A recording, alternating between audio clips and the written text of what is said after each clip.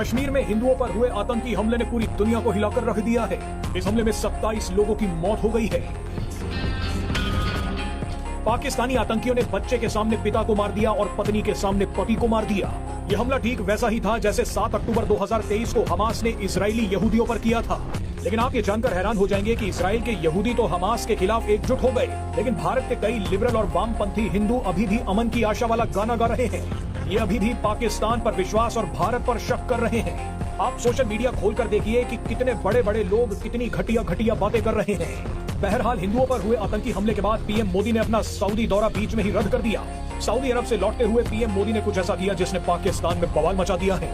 बवाल भी ऐसा कि पाकिस्तान ने पीओके के कई गांव खाली करवा लिए हैं। पीओके में रहने वाले लोगों को पीछे खींच लिया गया है। पाकिस्तान ने अब खुद ही बोलना शुरू कर दिया है कि हम भारत के हमले का पलटवार करेंगे। पाकिस्तान ने अपनी सेना और वायुसेना को हाई अलर्ट पर रख दिया है।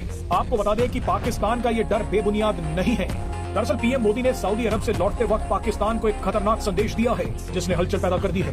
पीएम मोदी जब सऊदी अरब से भारत वापस लौट रहे थे तब उनका विमान उस रूट से वापस नहीं आया जिस रूट से वो विमान सऊदी अरब गया था। दरअसल जब पीएम मोदी सऊदी अरब गए थे उस वक्त उन्होंने पाकिस्तान के एयर स्पेस का सहारा लिया था। पीएम मोदी पाकिस्तान के ऊपर से ही सऊदी अरब पहुंचे थे।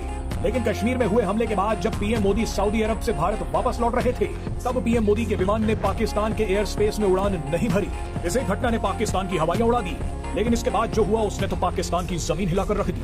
पाकिस्तान को असली झटका तब लगा जब रूस और अमेरिका समेत दुनिया के कई देश भारत के साथ आकर खड़े हो गए। जिस तेजी से दुनिया के बड़े बड़े देशों ने भारत को अपना समर्थन दिया उसकी उम्मीद पाकिस्तान को नहीं थी। इजराइल, रूस, America, Iran, Armenia, Germany, Spain और यहाँ तक कि चीन ने जिस तरह से इस घटना की निंदा की है उसने पाकिस्तान को टेंशन में डाल दिया है। पाकिस्तान के डिफेंस एक्सपर्ट इसे बिल्कुल भी सामान्य घटना नहीं मान रहे।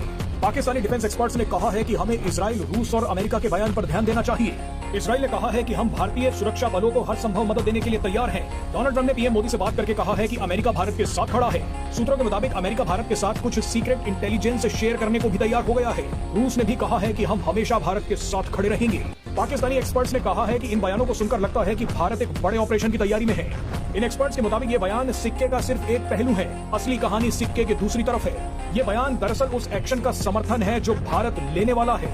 इन देशों ने पहले ही बता दिया है कि भारत अगर पाकिस्तान के खिलाफ कोई भी एक्शन लेता है तो हम खामोश रहेंगे। मंजुनाथ, शिमोगा कर्नाटक से हमारा कश्मीर के साथ दूसरा दिन है। पर है मोहम्मद रफीक जी। जम्मू कश्मीर के पहलगाम में निहत्थे पर्यटकों पर लगातार गोली चलाने वाले आतंकवादियों ने भारत की अस्मिता को चुनौती दी है। पाकिस्तान प्रायोजित आतंकवादियों ने क्षेत्र की शांति के लिए खतरा पैदा कर दिया है। हमला करने वाले करीब 10 आतंकियों में से कुछ पाकिस्तानी भी थे। निहत्थे सैलानियों को इन आतंकवादियों ने अत्याधुनिक राइफलों से बेरहमी से मार डाला। सूत्रों के हवाले से 28 लोगों की अब तक मौत की खबर सामने आ रही है। हालांकि आधिकारिक पुष्टि होना अभी बाकी है। कर्नाटक के शिवमोगा के रहने वाले मंजुनाथ को गोली मारने के बाद एक आतंकवादी ने उनकी पत्नी से कहा, जाओ मोदी को बता देना। मृतक की पत्नी ने आपबीती सुनाते हुए कहा, हमलावर ने मेरे पति की हत्या करने के बाद कहा, जाओ मोदी को बता देना। मंजुनाथ परिवार के साथ छुट्टियां मना रहे थे। उनकी पत्नी पल्लवी ने खौफनाक घटनाक्रम का मंजर बताते हुए पति के शव को तुरंत हवाई मार्ग से लाने की अपील की। मृतक की पत्नी पल्लवी ने यह भी कहा कि आतंकवादी ने नाम पूछने के बाद हिंदू बोला और गोली मारी। मंजुनाथ अपनी पत्नी पल्लवी और अपने छोटे बेटे के साथ छुट्टियां मनाने पहलगाम गए थे। पल्लवी ने हमले के खौफनाक पलों को याद किया। उन्होंने कहा, हम 3 लोग, मैं, मेरे पति और हमारा बेटा कश्मीर गए थे। हमला दोपहर करीब 1:30 बजे हुआ। मेरी आंखों के सामने मौके पर ही मर गया। ये एक बुरे सपने जैसा था। मंजुनाथ की पत्नी पल्लवी ने कहा कि हमले के तुरंत बाद स्थानीय नागरिक उनकी मदद के लिए आगे आए। 3 स्थानीय लोगों ने मुझे बचाया। हमलावर हिंदुओं को निशाना बना रहे थे। 3 से 4 लोगों ने हम पर हमला किया। मैंने उनसे कहा, मुझे भी मार दो, तुमने मेरे पति को पहले ही मार दिया है। उनमें से एक ने कहा, मैं तुम्हें नहीं मारूंगा, जाओ मोदी को ये बताओ। आतंकी हमले में मारे गए मंजुनाथ की मौत से पहले का एक वीडियो सामने आया है जिसमें देखा जा सकता है कि मंजुनाथ अपनी पत्नी पल्लवी के साथ कितने खुश नजर आ रहे हैं। वो शिकारे में घूम रहे हैं और कश्मीर की सुंदरता की बड़ी तारीफ कर रहे हैं। देखिए वीडियो। मैं मंजुनाथ, शिमोगा कर्नाटक से हम इंडियन ट्रैवल्स में बुक करके कश्मीर प्रवास कर रहे हैं। अब हमारा कश्मीर के साथ दूसरा दिन है। कल हम बोट हाउस में ठहरे थे। बोट हाउस तो बहुत अच्छा था। अब हम शिकारा राइड कर रहे हैं। शिकारा राइड कर रहे हैं कश्मीर में। शिकारा राइड करवा रहे हैं मोहम्मद रफीक जी। साथ ही आतंकी हमले में